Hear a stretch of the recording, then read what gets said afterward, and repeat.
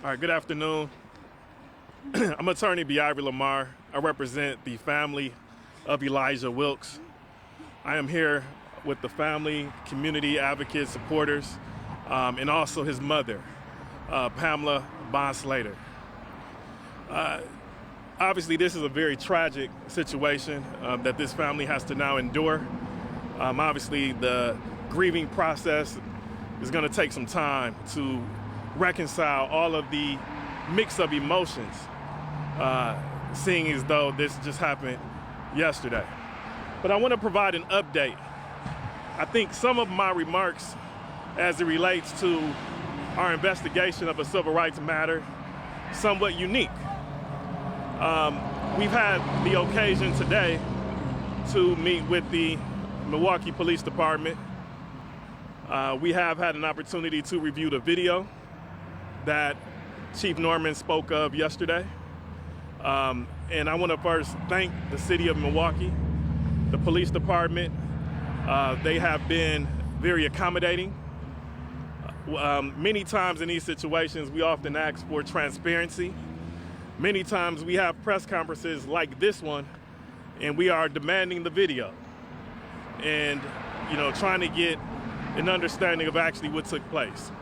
And on this occasion, I want to thank the city of Milwaukee, the police department, Detective Harms, and that team there for the transparency that they have provided this family.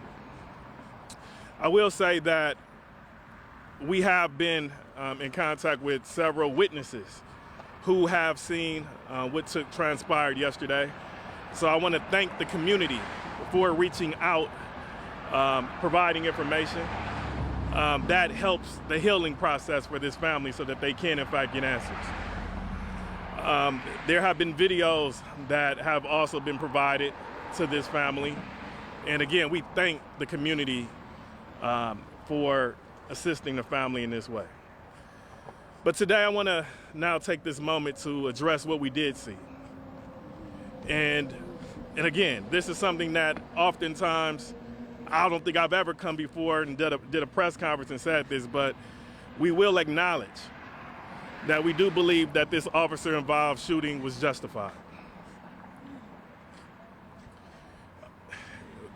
What took place yesterday is the video that will be released by statute within the next 15 days.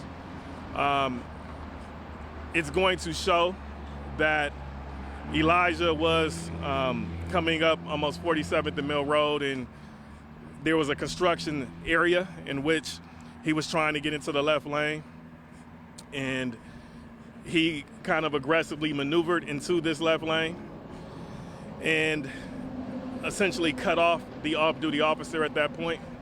Obviously, the officer said some words that you're going to ultimately hear on the body cam, and that caused a slight collision in which the officer's vehicle collided with that of Elijah's.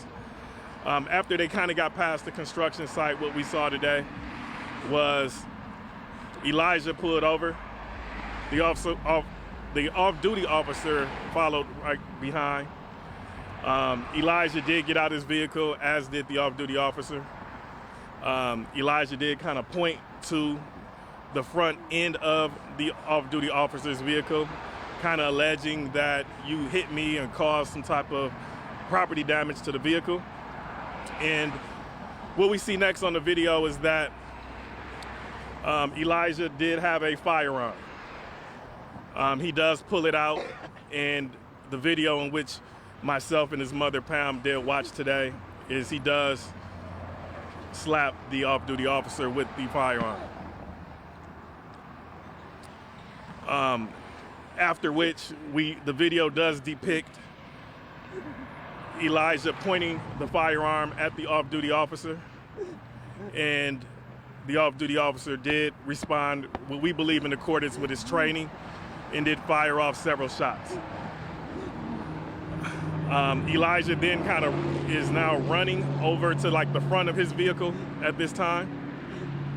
And you see on the video that Elijah also, ultimately kind of pops up on the other side of the vehicle. At that point, there's another barrage of gunshots fired by the off-duty officer at that time. So, in sum, we do believe that the shooting, it was unfortunate, it was tragic. The loss of any life, we hope is preventable. But this family stands before you today acknowledging the officer's actions. And our hearts and our prayers go out to the off-duty officer's family as well. I'm sure that he's going through a healing process. We assume that that was very tragic for him as well. This city needs to heal. Elijah was just 26 years old, and we have to be responsible for decisions that we make. We believe that Elijah did not know that this individual he was coming in contact with was an off-duty officer. But in any event, we want to be cognizant of our actions and not resort to firearms, violence, aggression. So again, that is what our sentiment is today. It's unusual. I do again want to thank the city of Milwaukee and all of the advocates, this community, for getting in place the new SOP, which now provides for provides for families to have access to the video within 48 hours. Again, we got it in 24 in this situation, so we're thankful for that. We have asked for privacy in that the video is not released until closer to the 15-day mark so that this family has an opportunity to grieve and to heal. We assume that the investigation is still ongoing, so of course we are reporting based on the facts that we had available to us today.